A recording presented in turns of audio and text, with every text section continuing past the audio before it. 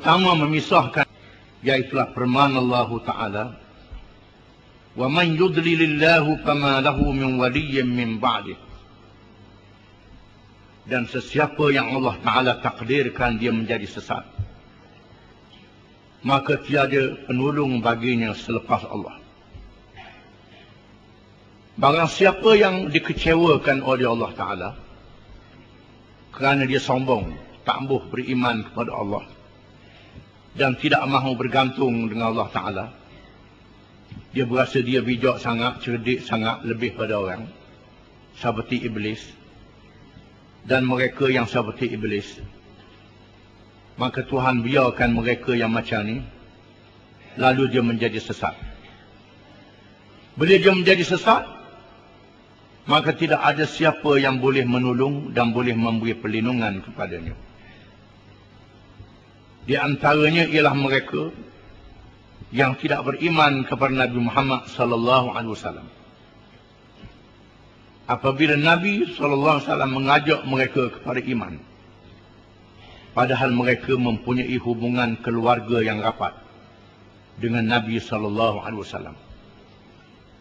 Sebangsa dengan Nabi, melihat perangai dan akhlaknya yang baik yang mereka puji pada awalnya. Tetapi apabila Rasulullah sallallahu alaihi wasallam mengajak mereka masuk Islam, mereka tak mau terima. Dengan sebab kepentingan dunia yang mereka kejar. Dengan sebab mereka merasakan ikut Nabi Muhammad sallallahu alaihi wasallam payah nak cari makan.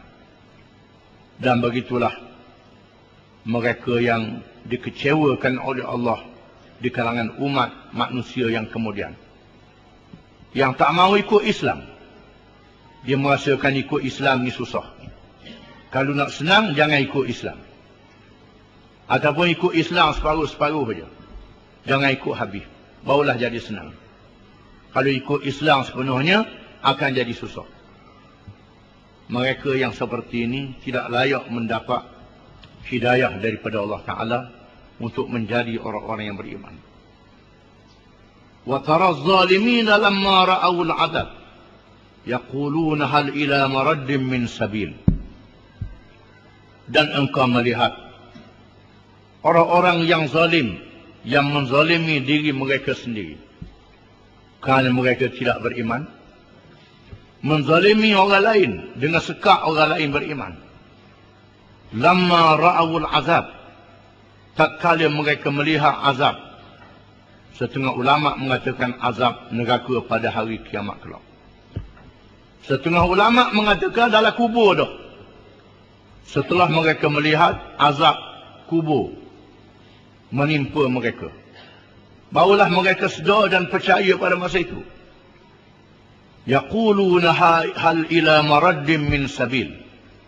Mereka berkata, adakah kami boleh dikembalikan semula, ada jalan untuk balik hidup semula, supaya beriman dan mengerjakan amal yang saleh? Mereka mengharapkan dihidupkan semula, balik ke dunia semula, beriman dan beramal. Ada jalan ke boleh hidup semula? Ini persoalan mereka. Persoalan yang tidak berjawab dan tidak diterima oleh Allah Subhanahu wa taala. Wa tarahum yu'radun 'alaiha khashi'ina min ad-dhul. Dan engkau melihat mereka dibentangkan ke atas neraka. Mereka dibentangkan ke atas neraka dan mereka melihat azab. Dan mereka melihat sebahagian daripada azab. Khashi'ina min ad-dhul. Di masa itu mereka berada dalam keadaan khusyuk. Khusyuk dah ada apa dah? Datang dunia tak mau sembahyang, tak ada khusyuk. Bila mati baru nak khusyuk. Baru rasa takut. Rasa takut yang tidak memberi manfaat. Mereka menjadi hina pada masa itu. Yang zuruna min tarfin khafi. Mereka melihat neraka dengan mengerling saja kerana takut. Dakwah ni nak tengok gerun, kerling saja tengok ke neraka. Setengah ulama mengatakan ayat ini menceritakan berkenaan dengan Fir'aun dan pengikut-pengikutnya, di mana roh mereka dimasukkan ke dalam temolok burung yang berwarna hitam. Lalu mereka berada di dalam neraka Jahannam.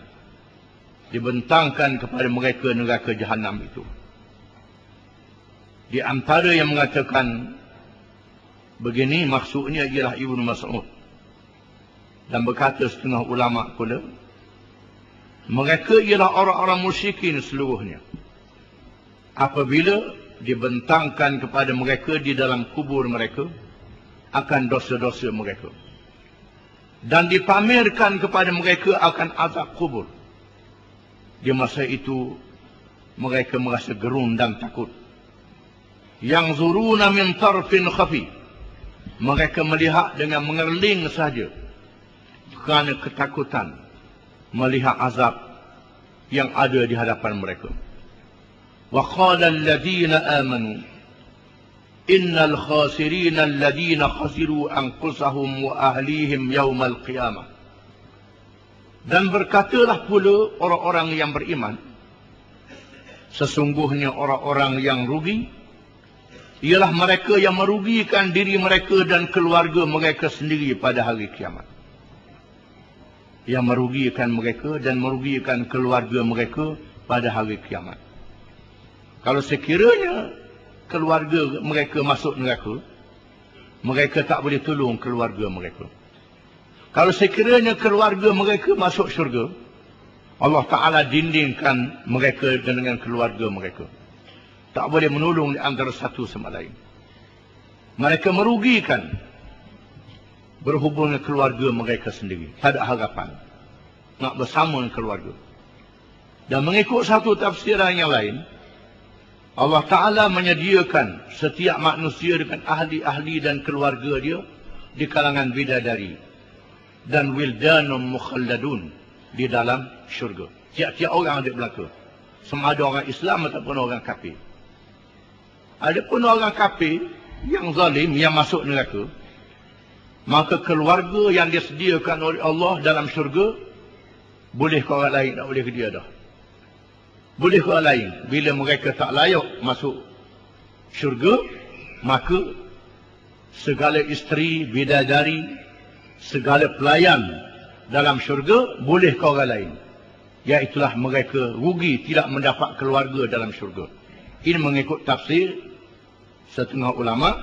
Ini berdasarkan kepada hadis Nabi sallallahu alaihi wasallam, "Ma minkum min ahadin illa lahu manzilani, manzilun fil jannati wa manzilun fil nar.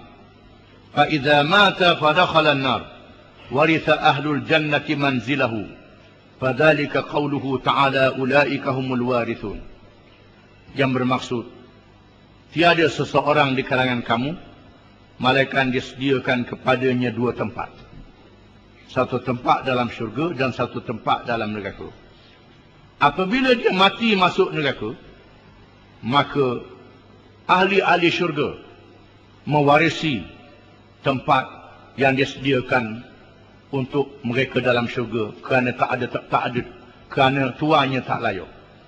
Bila tuannya tak layak, maka dia beri kepada ahli syurga yang lain. Inilah dimaksudkan dengan firman Allah Ta'ala, ulaika humul warithun.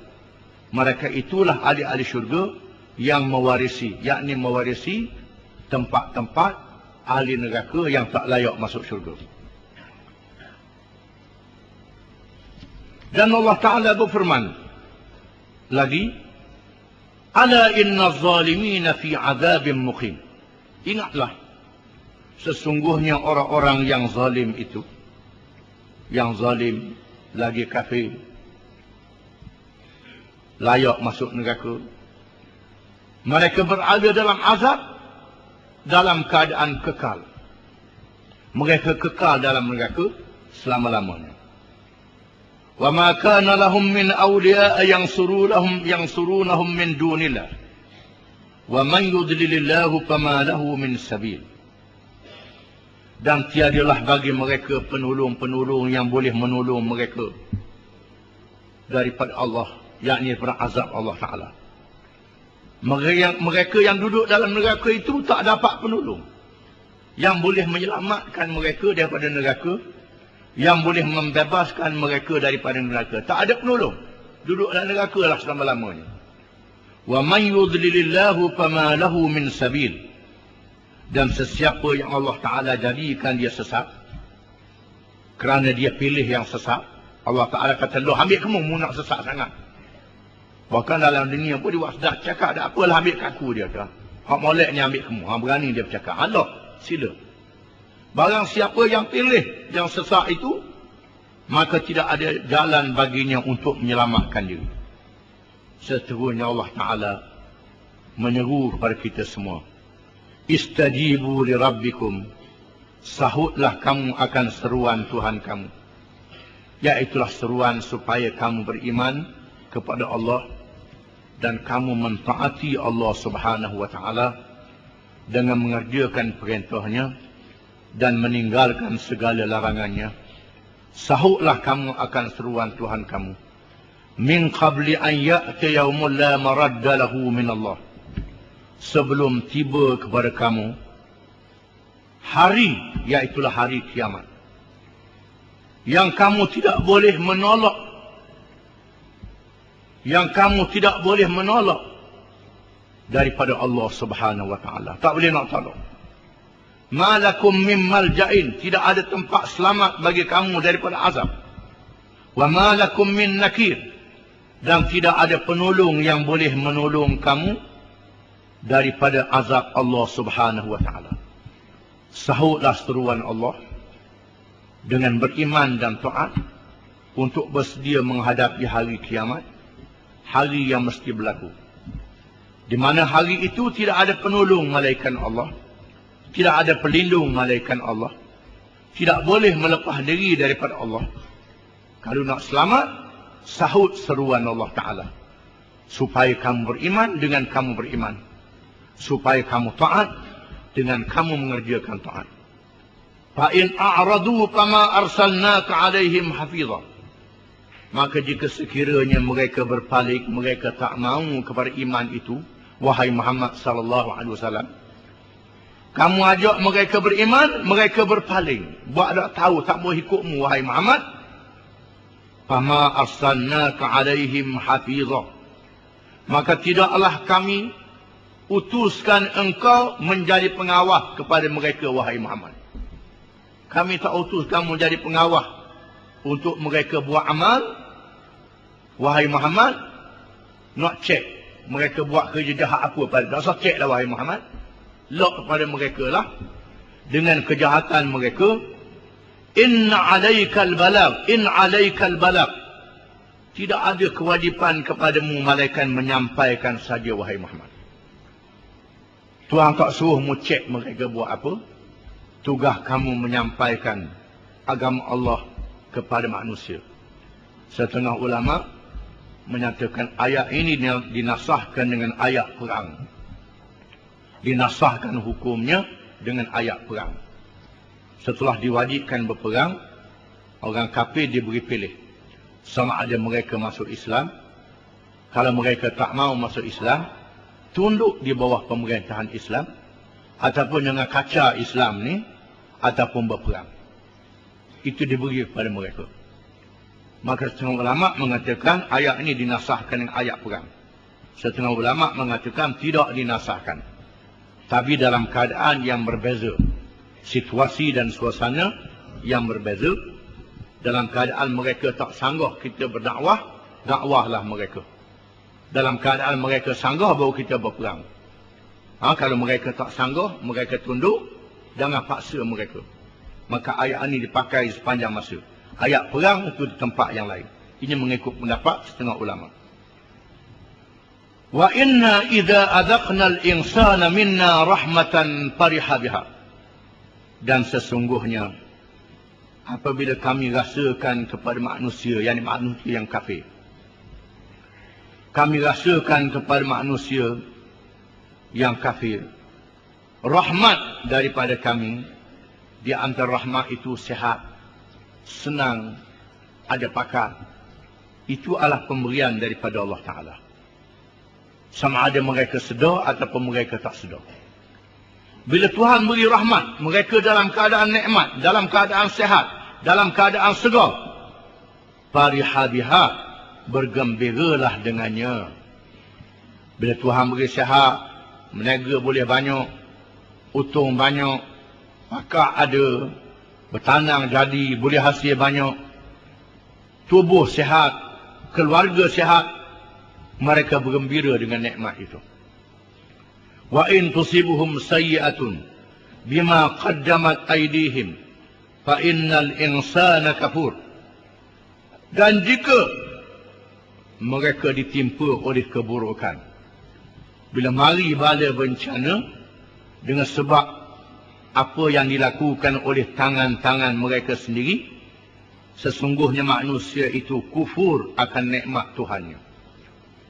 Bila mari pula bala bencana, mereka kufur kepada nikmat yang Tuhan beri kepada mereka. Oleh kerana itulah Allah Ta'ala tunjuk kepada kita contoh Nabi Ayub alaihissalam yang sihat 70 tahun, lepas tu dia beri sakit beberapa tahun. Bila isteri dia suruh dia ikhtiarlah ke mana-mana pun, Nabi Ayub kata, aku malu kepada Tuhan. Tuhan beri aku sihat puluh-puluh tahun, sakit beberapa tahun saja. Nikmat banyak, ada sakit lagi. Ini Nabi yang sedar, ini sifat yang menjadi contoh pada orang beriman. Adapun orang yang tak beriman, walaupun dia dalam keadaan sihat 70 tahun, mari sakit 2-3 hari je, maki selalu. Marah lalu, maki selalu ke Tuhan. Ini dia, ini perangai huduh yang ada pada manusia, yang didedahkan oleh Allah Subhanahu wa Ta'ala. Sesungguhnya manusia itu sangat kufur, sehingga mereka kufurkan nikmat Allah yang memberi kepada mereka akan nikmat itu. Mereka lupa, bahkan ada di antara mereka pada masa nikmat itu pun lupa kepada Allah Ta'ala. Duk berasa pandai dia, cerdik dia, bijak dia. Ada setengah tu menunjukkan sombong, takabur, macam-macam cara. Bila kena musibah, lalu mereka kufur akan nikmat yang beri dalam masa yang begitu lama. Itu perangai manusia. Lillahi mulkus samawati wal ard. Bagi Allah milik segala langit dan bumi. Segala langit dan isi-isinya, bumi dan isi-isinya adalah milik bagi Allah. Sama ada kita tahu isinya ataupun kita tak tahu. Terlalu banyak makhluk Allah Ta'ala di bumi dan di langit, di bintang cakrawala. Ada yang kita tahu dan ada yang kita tak tahu. Kita tak mampu nak menghitungnya.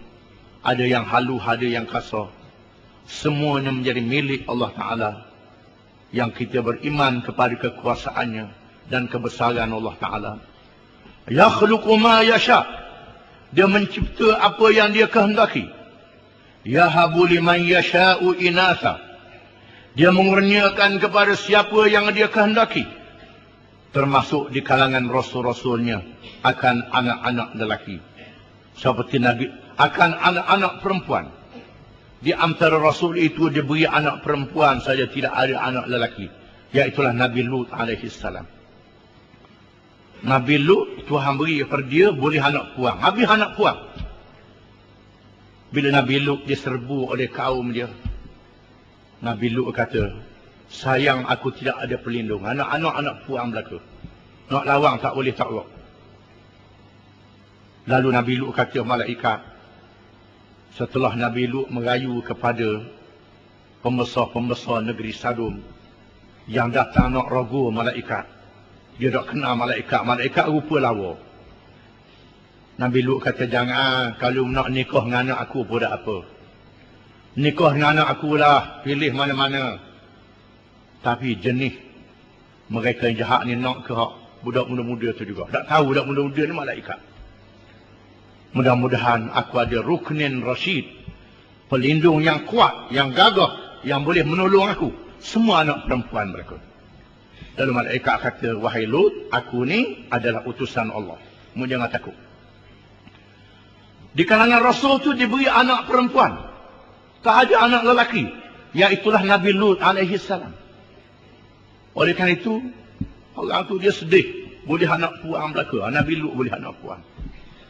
Anak puan ada kelebihannya. Anak lelaki ada kelebihannya. Semua ada kelebihan mereka. Disebut dalam hadis, orang yang memelihara anak perempuan masuk syurga dengan dia jaga anak perempuan itu. Disebut oleh Nabi SAW. Wa yahabu liman yasha'u dhukur. Dan dia mengurniakan kepada sesiapa yang ia kehendaki anak-anak lelaki, di antaranya Nabi Ibrahim alaihissalam. Nabi Ibrahim boleh anak lelaki belaka, tak ada anak puan seorang. Au yuzawwijuhum dhukranan wa inatha, ataupun Tuhan jadikan ada belaka anak lelaki dan anak perempuan. Di antaranya Nabi Muhammad sallallahu alaihi wasallam yang ada anak lelaki dan ada anak perempuan. 3 lelaki dan 4 perempuan. Al-Qasim, Abdullah At-Tayyib At-Tahir, itu gelaran dia. Dan Ibrahim. 3 orang anak lelaki dan 4 anak perempuan. Zainab, Ummu Kulthum, Ruqayyah dan Fatimah. 4 anak perempuan. Dia beri kepada Nabi SAW.